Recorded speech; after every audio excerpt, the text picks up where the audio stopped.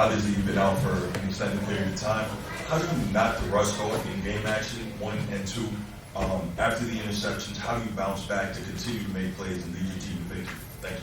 Yeah, the interceptions are tough. That goes along with rust and goes along with just making mistakes. I think being able to bounce back from that is something, the credit to, our offensive line, our wide receivers, our tight ends, our coaches putting me in good spots. It really comes down to every single person on the staff, from the head coach all the way down to the managers. They're so supportive. They help me in every single facet of life. And, it showed in today's game. Every single person on the sideline supporting me, there for me. That kind of support goes a long way. In a 20-year-old's head, throwing 3 picks, 2 for a touchdown, isn't that fun? But, when you have such a great group of guys around you, such a great support staff around you, it makes things a lot easier. Up in the left, Patrick Engel. Tyler, can you kind of take us through that last touchdown finish and kind of why that worked? Yeah, it was one of the plays we've had dialed up all week in bowl prep. We run a lot of duo, we run a lot of duo, so it's like a run concept. And so we decided to put a little play action off it. We were going to sneak the tight end out the backside and thought it'd be open. It was perfect. It was a great call by Coach Reese. I know someone talked about earlier how JT was open. The thought on that is it's kind of a shot or nothing. And so if Mitch was covered, throw it out of bounds. If he's not, just give him a chance and we'll just try to score a touchdown. And then in your first couple starts, didn't quite have the running game working in the manner that it did now. Now that you kind of had that and have the previous two to compare it to, what's that like and just kind of giving you a feeling of knowing that that's going to be a reliable thing as a quarterback? Yeah, the boys up front were rolling today. They had an unbelievable day. The backs had an unbelievable day. Tight ends, the wideouts had a huge role in the run game today. I don't think people realize that, but Matt Salerno, Dion, JT, Zoe, those guys block their tail off all day long. It's the things that go unnoticed. So, the big guys played their tails off, and it's great staying there in the huddle. Logan talked about it. They're strapping their gloves. They're ready to go. So having that look in their eyes gives you just more confidence as a quarterback that we're going to be able to run this ball. Right here in the second row, Tyler Buchner. Obviously, you've been anxious to play for months now. Had to wait to heal and all that stuff. But just what was it like to play and then to be able to perform specifically in the second half the way you did? Yeah, I play football because of the games. It's only so fun working out, doing all this stuff, getting hurt. It's not very fun. So, just having this opportunity to go out there for one last time this season with people that I love, at the end of this world and my teammates, and, it's just an unbelievable opportunity. And I'm happy we came out with a win. Can you describe the emotions of leading a game when you drive? Yeah, I wouldn't say there's a ton of emotion. It was just we have this play, let's run this play. We have the next play, let's run this play. And then you sort of encapsulates all when you score a touchdown. And then you sort of feel it. Yeah. All right, you're wrapping it up with Pete here. As you can sort of come up from air after today and just sort of think about what tonight meant, to be the winning starting quarterback here, it's been years for you since you've been able to do that. How much confidence, how much does this sort of carry you into the offseason with, in really a good spot? Yeah, look, I obviously, as everyone can see, there's a lot of room for me to improve. That the game we played was great. We won the game, and I couldn't be happier. But for me personally, I didn't play to the standard I wanted to play. I think I accounted for 2 extra touchdowns that I didn't want me to account for.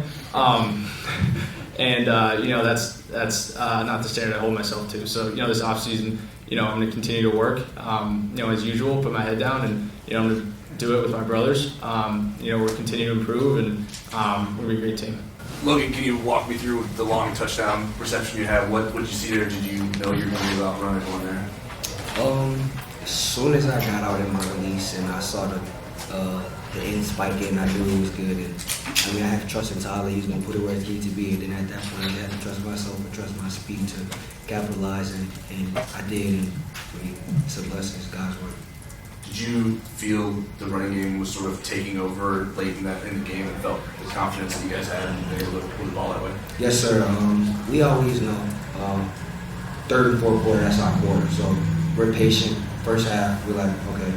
But then once it gets down to, you know, when we're back against the wall, you know, that's the kind of game that we want. And I go to the O-line and I look at them, and they got that same look in my eye that I have. So it's just like, we know what time it is. What did you see from Tyler today and the way he not just played and made some plays, but also bounced back from the interceptions? Tyler was really positive today. He was really confident. So I went to Tyler after both picks, and he looked at me like don't talk to me. Like, I'm good. And I mean, I love Tyler, and you know, I feel like he went out there today and showed that he is TB12. Go ahead, right in the middle. Bruce O'Fleur, so midway through the third, late third, and into the fourth, did you guys kind of feel in the running game that the dam was breaking and you guys were going to be able to really assert control? Yes, sir. When we're in that huddle and you see the whole line, and they fixing their gloves and, you know, tighten their hands, and they fierce, and I mean, you just know. So like, I have the utmost trust in them and Coach Harry and their preparation. So, and you know, all I do is trust my reads, trust my coaching, and I go out there and I execute, and they put us in a great position to continue to run the ball. TaRiq, what were they doing in the first half that sort of got you on your heels a little bit, and then how did you adjust in the second to stop them, especially Rattler? You know, just tempo kind of threw us off, and you know, they're throwing a lot of screens on the perimeter.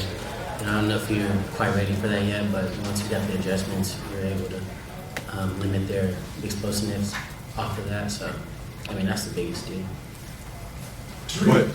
Go left over there. TaRiq, well, how did you guys respond when you lost Benjamin Morrison? Did you guys seek him out to talk to him? How did the secondary sort of reset after that to know you move on about?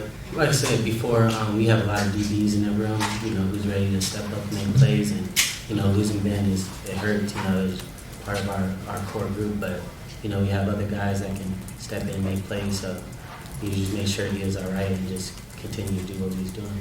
The defense hadn't been on the field in quite some time after you guys took to the field for the last possessions trying to stop South Carolina. Did you guys have to reset and get sort of loose after being on this halftime for so long there? Yeah, I mean, but it's what we do. We, you know, play, one life, reset, go again. So it's not much else to it. Anything else? Go ahead. Just be really loud. Yeah, TaRiq, I was just wondering if you could talk a little bit, obviously losing Cam and Brandon coming into this game, Yeah. what you saw your role as the kind of leader in the secondary, and then also a little bit of play on the play of Ramon Henderson today. I'm sorry, can you say that again? Yeah, so sorry, just your role in a secondary that had lost Brandon and Cam coming into today, and then your thoughts on the play of Ramon Henderson today.